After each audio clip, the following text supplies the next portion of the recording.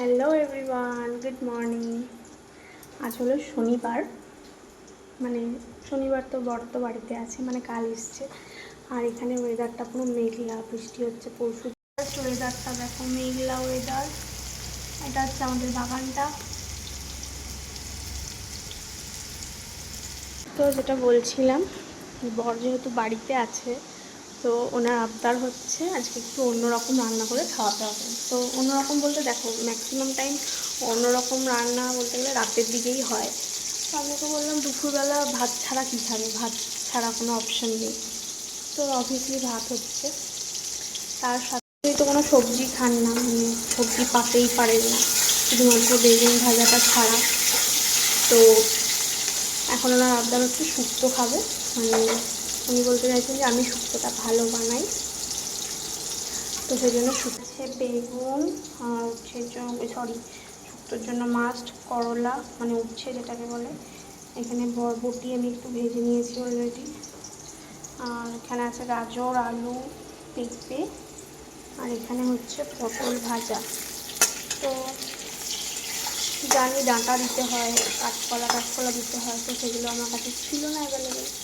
আর ডাঁটা মশলার মধ্যে দেবো হচ্ছে দেখো সর্ষে বাটা, এখানে আছে পোস্ত বাটা, আর এটা হচ্ছে একটু সামান্য আদা আমি থেতো করে নিয়েছি।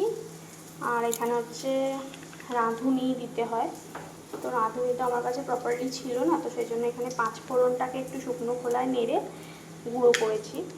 আর এদিকে চলছে সমস্ত সবজি ভাজা। ফোড়নে আমি ইউজ করবো একটুখানি 5 ফোড়ন, একটা এলাচ ফাটানো, আর তেজপাতা। তো এখানে উচ্ছেটা ভাজার পর আমি কিন্তু কড়াইটা পরিষ্কার করে ধুয়ে নেব। ফোড়নটা ইউজ করব, 5 ফোড়ন আর হালকা ভাপিয়ে রাখা সবজিগুলো।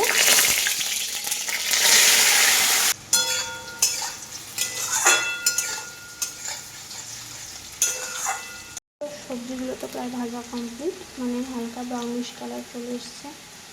এবার আমি দিয়ে দেবো এর মধ্যে আদা বাটা, এই সামান্য। এবার দেবো হচ্ছে পোস্ত বাটা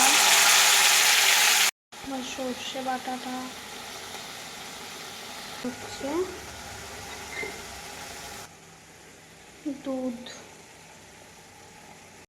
এবার আমি এর মধ্যে উচ্ছেটা বাদ দিয়ে সমস্ত সবজিগুলো কিন্তু দিয়ে দেবো, ফুটে ফুটে মরবে। দেখো একেবারে সেদ্ধ হওয়ার শেষে এই মশলাটা জাস্ট দিয়ে দেবো। তো এই হচ্ছে আমাদের শুক্তো রেডি।